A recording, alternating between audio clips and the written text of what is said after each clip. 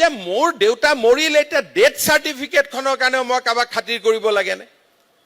মোৰ ল'ৰাটো জন্ম হৈছে, কোলাত মোৰ আছে, কিন্তু কাগজখন নোহোৱালৈকে এইটো মোৰ ল'ৰা নহয়, তাৰমানে বাৰ্থ চাৰ্টিফিকেটখন নাই। এই যিবিলাক সমস্যা, এইবিলাকে মানুহক চৰকাৰখনৰ পৰা দূৰলৈকে লৈ গৈ থাকে।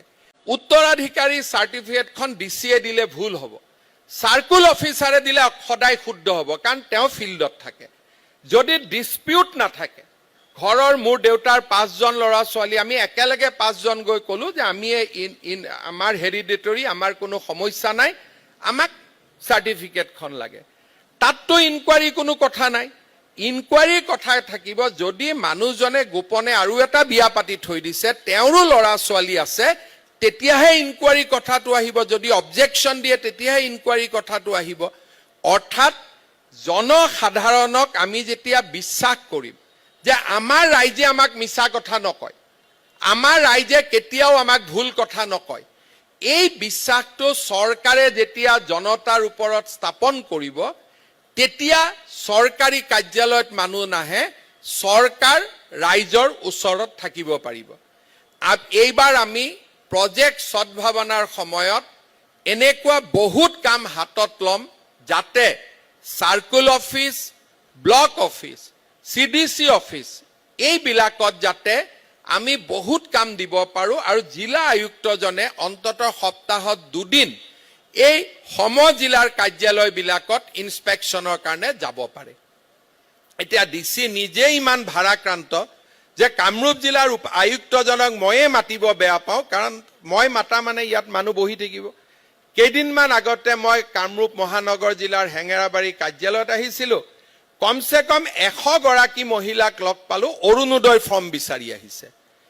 যদি আমি অৰুণোদয় সহায়ক এজন সমজিলা কাৰ্যালয়ত দি দিওঁ, তেতিয়া যোৱাতটো আমি বেয়া নাপাওঁ, কিন্তু মানুহগৰাকী ডিমৰীয়াৰ মানুহ ডিমৰীয়াত যাব, দিছপুৰৰ মানুহ দিছপুৰত যাব, নিউ গুৱাহাটীৰ মানুহ নিউ গুৱাহাটীত যাব।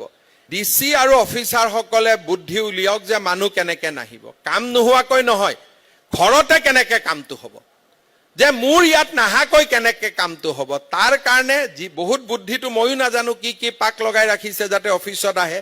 গতিকে আমাক বুদ্ধিটো দিয়ক যে এই পাকটো আমি লগাই ৰাখিছোঁ, মানুহজনে যাতে লাষ্ট চহীটোৰ কাৰণে মোৰ টেবুলখনত আহিব লাগে, নিজে নিজে ক'ব লাগে যে ছাৰ এইটো চহীৰ কোনো মেলো নাই, ময়ে পাক লগাই ৰাখিছিলোঁ, আজিৰ পৰা পাকটো এৰি দিলোঁ, যাতে ৰাইজৰ উন্নতি হয়।